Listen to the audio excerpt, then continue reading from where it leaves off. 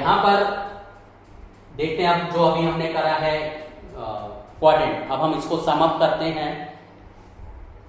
ये हमारा quadrant, horizontal axis, vertical axis, first quadrant, second quadrant, third quadrant, fourth quadrant. This is first quadrant, second, third, fourth. ये हमारा quadrant हो गया।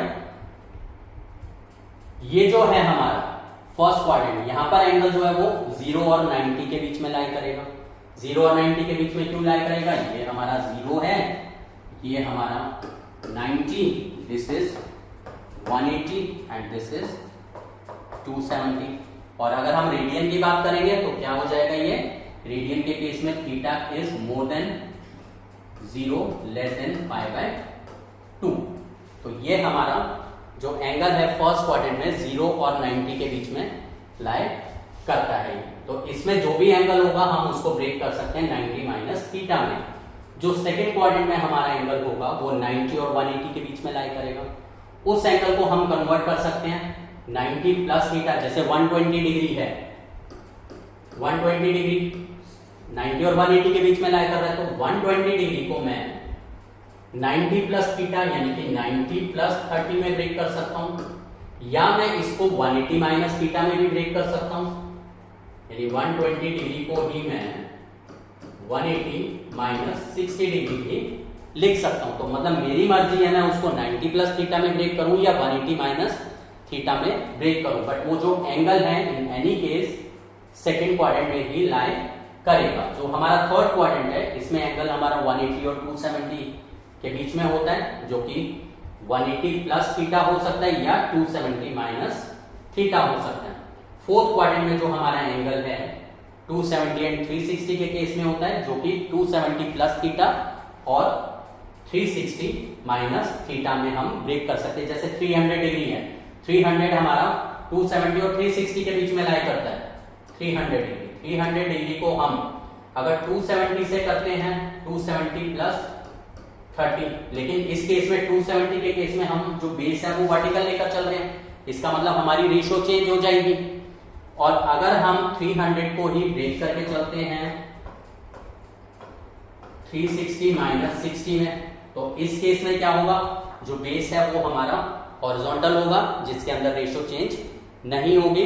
दोनों ही केस में जो एंगल है वो हमारा फोर्थ क्वाड्रेंट के अंदर लाई करता है। अगर एंगल हमारा नेगेटिव है वो भी हमारा फोर्थ क्वाड्रेंट में लाई करेगा। जैसे कि स्टार्टिंग में हमने करा था, नेगेटिव एंगल क्या होता है? क्लॉकवाइज डायरेक्शन में अगर हम एंगल मेजर करते हैं taking positive direction of x axis as base, तो वो हमारा नेगेटिव एंगल हो जाता है। तो ये हमारा जो क्वाड्रेंट है इस तरीके से हम सॉल्व करते हैं। अगर 360 प्लस थीटा है तो वापस से फर्स्ट क्वाड्रेंट में आ जाएगा और अकॉर्डिंगली ये मूव करता रहेगा 360 प्लस थीटा इस तरीके से। मतलब अगर एंगल 360 से भी ग्रेटर है तो हम इसी क्वाड्रेंट के अकॉर्डिंग चलते रहेंगे। जैसा हमने एक्सरसाइज 3.1 में क्वेश्चन भी किया था व्हील के रेवोल्यूशन वाला, के कितने रेवोल्यूशन वो व्हील करता है 1 सेकेंड में, तो उसमें देखा था हमारा जो आंसर है वो 2π 360 डिग्री से ग्रेटर आया था, नंबर ऑफ रेवोल्यूशन से। तो यहां पर जो है ये तो है कि एंगल हमारे लाई करेंगे। और हमने क्या पढ़ा क्वाड्रेंट में?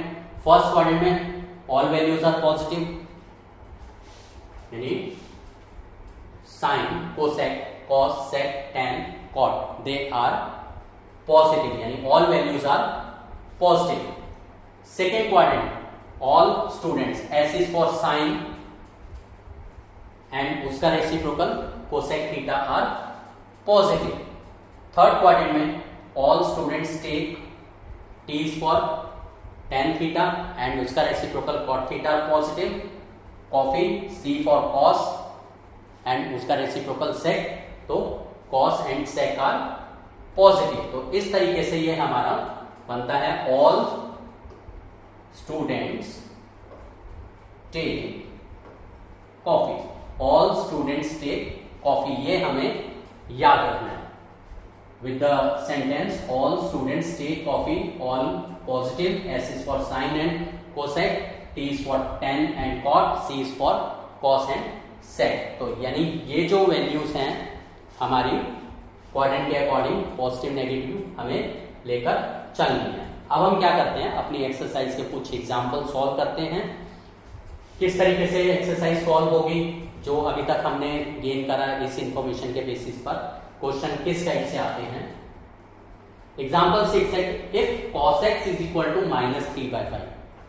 एक और चीज हमें यहाँ पर जो ट्रिग्नोमेट्रिक आइडेंटिटीज थी 10th क्लास में वो भी लर्न होनी चाहिए, वो भी यहाँ पर अप्लाई होंगी। cos x जो है वो -3/5 है, cos नेगेटिव है। cos नेगेटिव किस में होता है, second quadrant and third quadrant में cos नेगेटिव होता है। माइनस साइन हमें गिवन है, cos x -3/5 है। और आगे क्या कह रहा है, where x lies in the third quadrant. ये इसने हमें यहाँ पे जस्टिफाई कर दिया कि ये वैल्यू नेगेटिव क्यों है, क्योंकि जो x है एंगल वो थर्ड क्वाड्रेंट में लाई करता है, थर्ड क्वाड्रेंट में cos नेगेटिव होता है।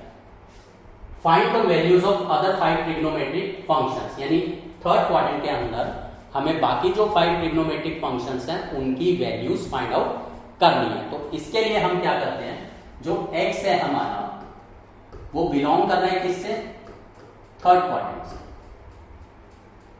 और cos x हमें क्या गिवन है, cos x क्योंकि थर्ड क्वाड्रेंट में नेगेटिव होता है, ये cos x हमें पता है, हम sin x निकाल सकते हैं आराम से।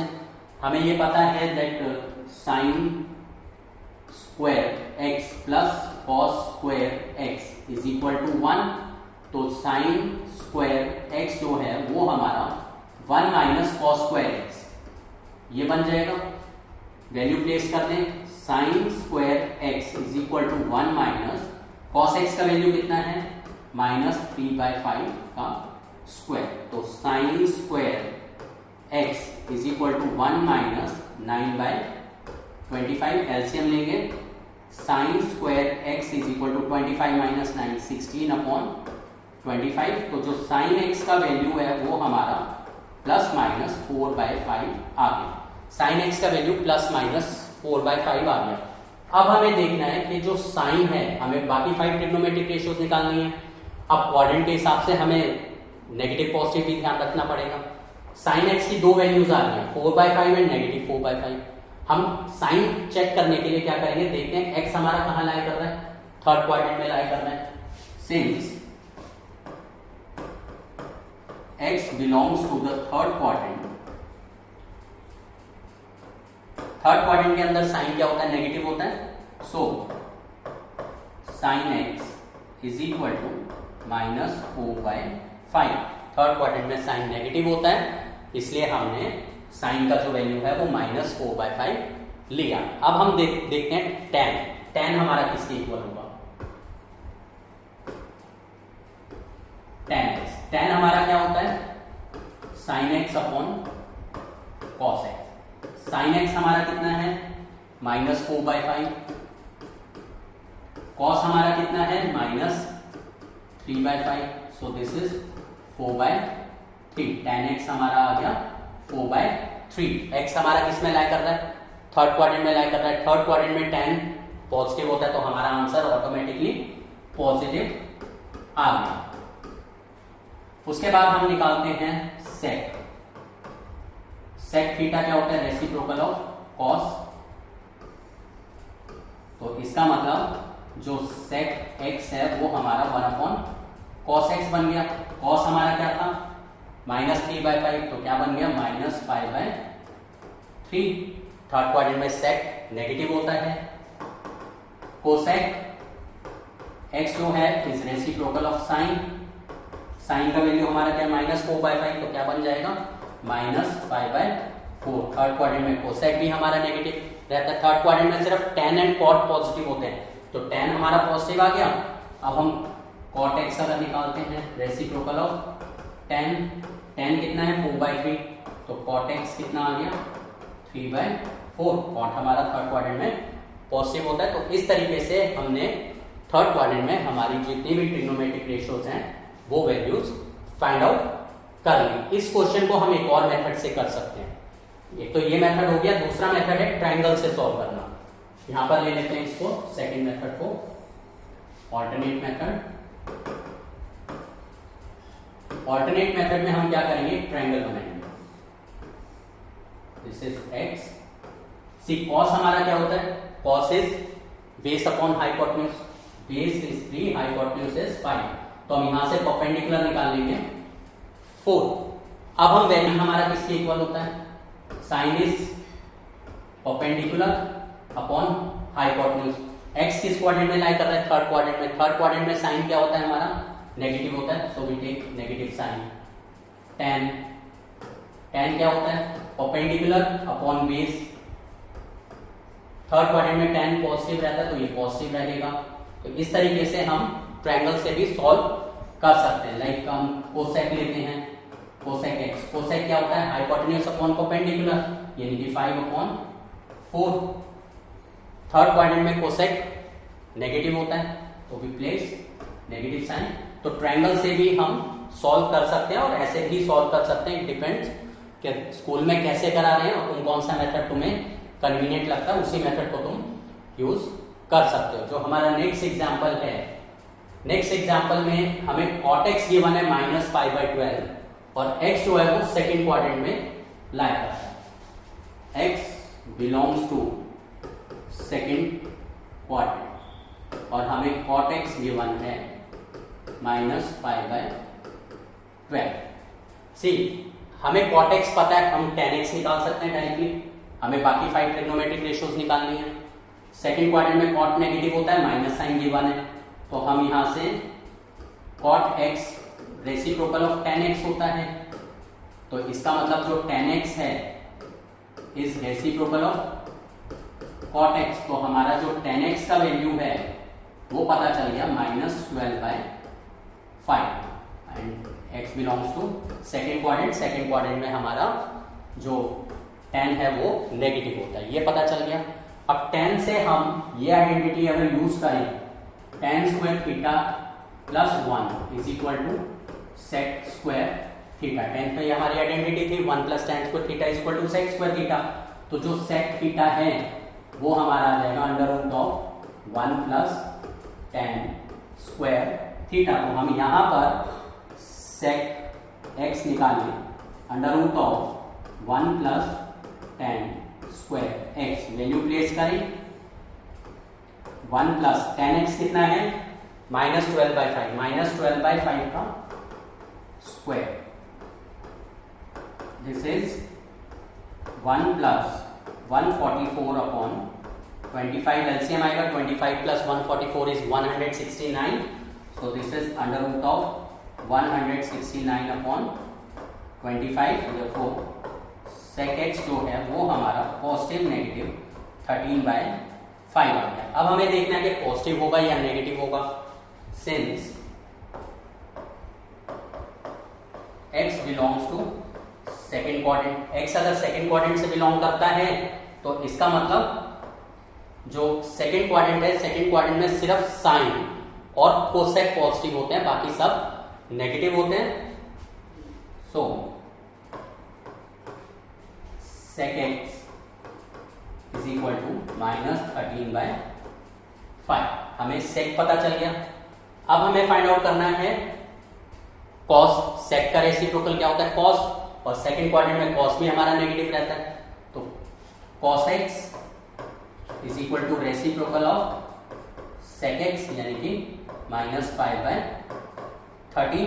cos h belongs to second quadrant. Second quadrant में हमारा जो cos है वो नेगेटिव होता है। हमें sec पता चल गया, cot पता चल गया, tan पता चल गया एंड cos पता चल गया। अब हमें फाइंड आउट करना है sin and cosec। sin and cosec जो है वो सेकंड क्वाड्रेंट में क्या होते हैं, पॉजिटिव होते हैं। sin हमारा जो है कैसे निकलेगा, sin x upon cos x हमारा क्या होता है tan x। हमें tan x और cos x दोनों की वैल्यूज पता है, तो इसका मतलब जो sin x है is cos x into tan x। cos x हमारा कितना है -5/13